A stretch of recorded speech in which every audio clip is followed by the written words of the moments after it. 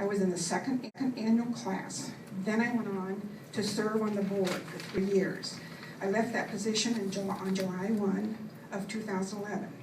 I also am a past person on the Waukee Chamber Board. In fact, I was there for 4+ years. I served in 2010 as a chamber president. All right, I want to back up, and I would like to talk about the Waukee, the Alice's Road corridor, the master plan.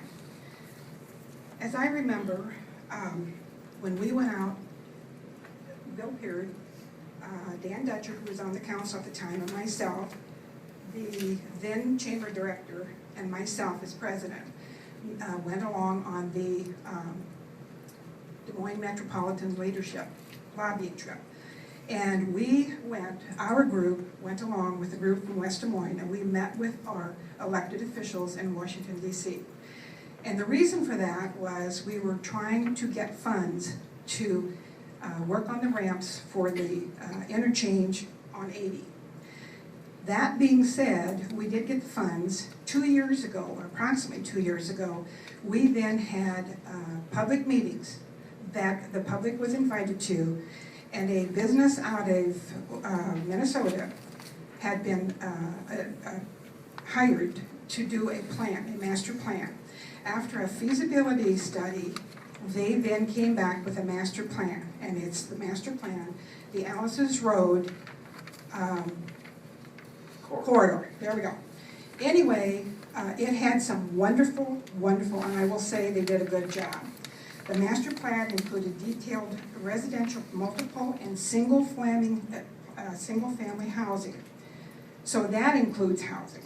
Along with that, it included retail, commercial, and green areas. It was a very well put together plan and very well presented. Here we are, 2 years later, talking about the Waukee corridor. And 2 blocks east of the Waukee, of the Alice's Road, 2 blocks, we're talking about changing it from commercial to residential again.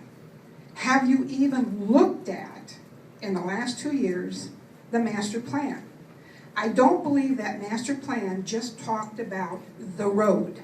I think it talked about the property adjoining.